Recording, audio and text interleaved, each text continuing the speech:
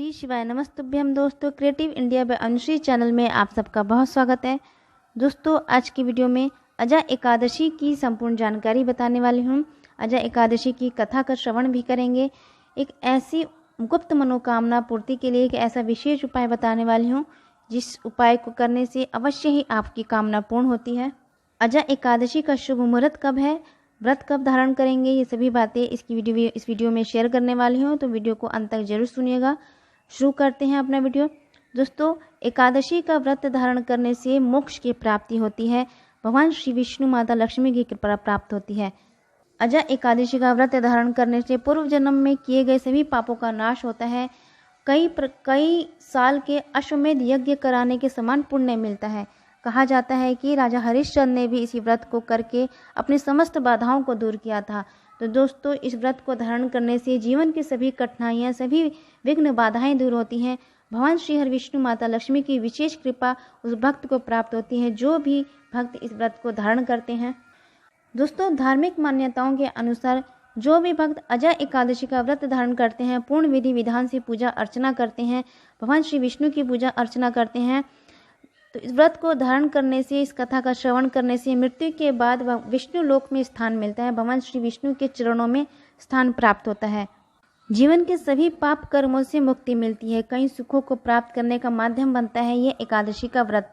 दोस्तों, एकादशी का व्रत बहुत ही कड़े नियम के साथ होता है जिनका पालन करना बहुत जरूरी होता है। व्रत के साथ ही इसके पालन का नियम भी अलग होता है। एकादशी के दिन अगर व्रत नहीं कर रहे हैं तो भी उन भक्त को अपने भोजन में चावल का सेवन नहीं करना चाहिए। अगले दिन भी यानी द्वादशी तिथि के दिन भी, पारण के समय या पारण के बाद यानी द्वादशी तिथि के दिन भी चावल का सेवन नहीं करना चाहिए। दोस्तों, यह व्रत भादो मास के कृष्ण पक्ष की तिथि में आता है। इस तिथि का विशेष महत्व माना जाता है कि एकादशी का व्रत करने से सभी प्रकार के सभी पाप कष्ट दूर होते हैं, सभी पापों से छुटकारा मिलता है। इस दिन भगवान विष्णु की विधि विधान से पूजन करने का व्रत का पालन किया जाता है। साथ ही रात्रि में जागरण का भी विशेष महत्व माना जाता है। पूजन के दौरान एकादशी की व्रत की कथा सुनी जाती है, या श्रवण किया जाते हैं, या पढ़ा जाता है।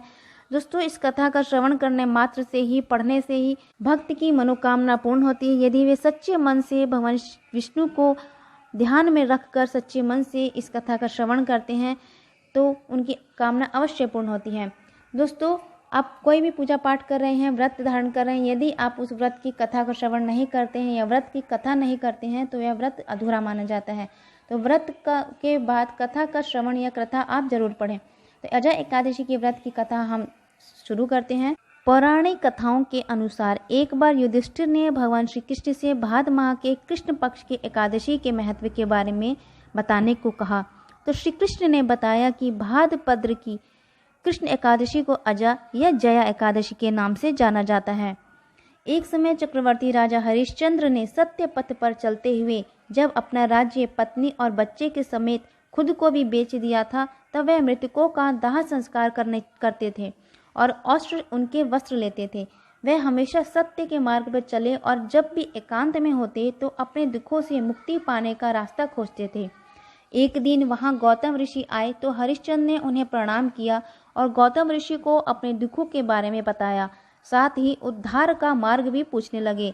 तब ऋषि ने कहा कि तुम भाग्यशाली हो, क्योंकि आज से 7 दिन बाद भाद्रपद माह की कृष्ण एकादशी यानी अजा एकादशी आने वाली है। इस दिन तुम विधि विधान से और भक्ति भाव के साथ व्रत करो, तुम्हारा कल्याण होगा, सभी दुख दर्द दूर होंगे। 7 दिन बाद जब अजा एकादशी आई तब राजा हरिश्चंद्र ने व्रत किया और भगवान विष्णु का पूजन कर अगले दिन व्रत का पारण किया।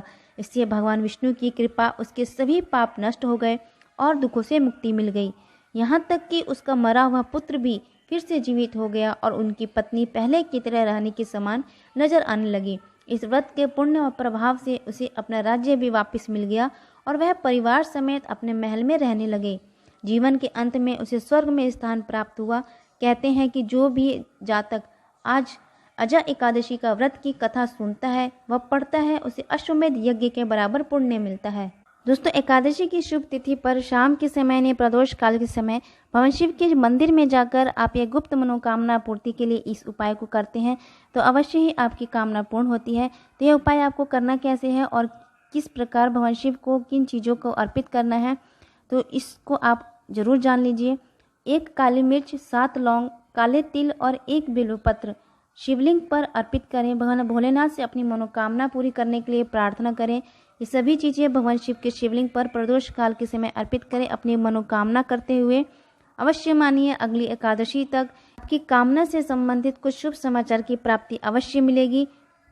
तो 1 काली मिर्च, 7 लौंग और थोड़े से काले तिल और 1 बिल्वपत्र भगवान शिव के शिवलिंग पर अर्पित कर दें। यह उपाय आपको संध्या काल के समय यानी कि शाम के समय करना है भगवान शिव के मंदिर में जाकर।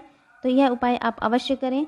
दोस्तों आशा करती हूँ आज की वीडियो आपको अच्छा लगा होगा, जानकारी अच्छी लगी होगी। चैनल को सब्सक्राइब करें, लाइक करें, शेयर करें, बेल आइकन को जरूर प्रेस करें जिससे वीडियो की जो भी नोटिफिकेशन है आपको मिलती रहे। मिलते हैं अगले वीडियो में, तब तक के लिए नमस्कार।